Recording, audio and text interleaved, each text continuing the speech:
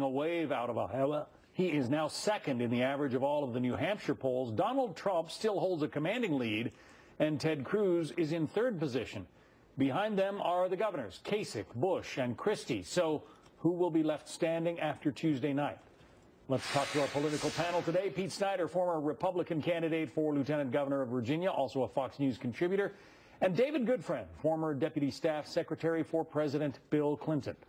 Do you agree, Pete, with the premise that New Hampshire is crucial to the hopes of those who did not finish in the top three in Iowa? Oh, John, I absolutely do. As you know, New Hampshireites are a hardy bunch, right? Their state motto is live free or die. Die, not live free or whine.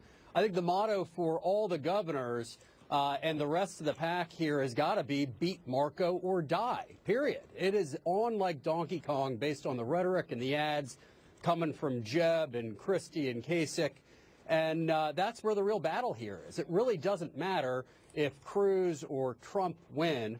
It's not the battle for 1 and 2. It's who's going to surpass from the rest of the pack Marco. But David, you know, those who are not in the top three would argue that basically these are relatively small states that are voting first, Iowa and New Hampshire. Not a lot of delegates at stake, and they don't necessarily signify where the rest of the country wants to go. Yeah, I would never be so bold as to say that New Hampshire doesn't matter, but I don't think it's do or die. I think that you can live past a week showing in New Hampshire and go on for Tuesday's Southern primaries, which is probably more reflective of the general Republican Party electorate anyway, and do well. I think the big issue here is whether candidates feel they have enough momentum to raise funds and get volunteers and have enthusiasm among their supporters. That certainly is important. But let's not forget, you know, my former boss, Bill Clinton, did not win New Hampshire. Barack Obama, first time around, didn't win New Hampshire. Yes, they were in the top tier candidates, but the notion that New Hampshire was make or break for them probably was overstated. I do think that in this case, the Republican electorate has moved far to the right, and New Hampshire is much more of an independent Republican electorate. So in terms of determining who can actually win a nationwide Republican primary, I look to states like my friend Pete's state of Virginia, like Florida, like Texas, and these are states, Florida and Texas, those are the home states of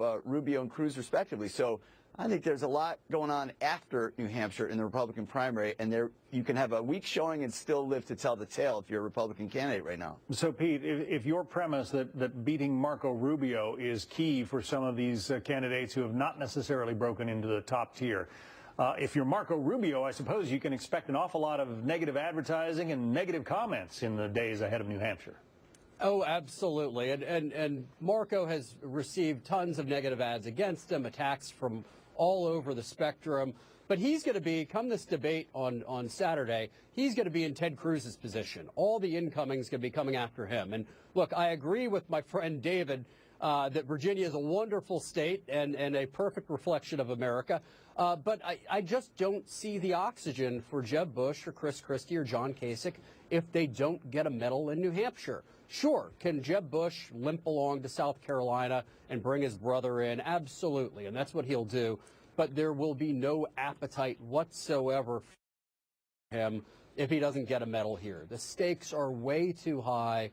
This field is narrowing every single day, and it's going to be a real focus on those top three spots. Well, I think David, it's going to be Cruz, Trump, and Rubio going forward. David, a lot of it has to do with the donors. The donors don't want to invest money in campaigns that they don't see as having long-term sustainability, right? So, you know, if you don't show some strength early on, a lot of those contributions that you're counting on to carry your campaign through, those are going to dry up. That's certainly true. However, we have the wild card in this election of the super PACs. And Jeb Bush, for example, has an enormous amount of money in the form of super PAC contributors who've already written those checks, and that money's in the bank. David, those guys are not doubling down. There's been the worst expenditure of money in probably the history of politics, and I wouldn't argue. I'm not arguing with that. Fleeing towards Marco Rubio. I think the real issue as it relates to super PACs and dollars is really the money that Bernie Sanders is raising, which is just extraordinary. And yes, the and real he's doing it without a super PAC. Well, yeah, exactly. And this is the real consternation that the Clinton donors, who have given more money from Wall Street to her than they did to her husband, what they're going to do once she is wait a second. indeed Let's again get in some New facts out. Hampshire. Okay, Let's get some David, go facts ahead. out. Hillary Clinton just said yesterday on the network. I guess I'm not allowed to say the network's name on Fox. I won't say it. But she just said that her contributions to Wall Street have dried up because of her rhetoric against Wall Street this time around. What I am focused on, though, is on the Republican side, the money in the bank. The money in the bank on Jeb Bush's super PAC is just that. It's in the bank. They can walk away all they want.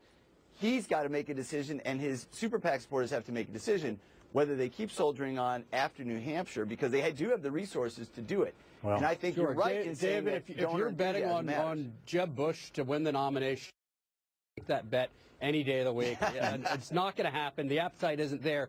And, speaking of Hillary and Wall Street, what about those speaking fees from Goldman Sachs? I mean, I can't talk about a debacle of an answer last night. All right. The burn is going to be burning bright for quite a period of time, and I think that's causing David a little bit of heat over there. Look, it's a perfectly fine point. Let me just respond to it really quickly. Real quick. I think we Democrats were proud of that debate last night. It was issue-oriented. There were not personal attacks. I'd love to see more of that style debate on the Republican side. We get some more issues out here. Right now, Democrats are focused on who's going to be the nominee to win, and I think we have a great debate going on. I'm looking forward to more. All right. Good way to kick off the day. Thanks very much, David. Good friend, Pete Snyder. Talk to you soon. Thanks, John. Thank you.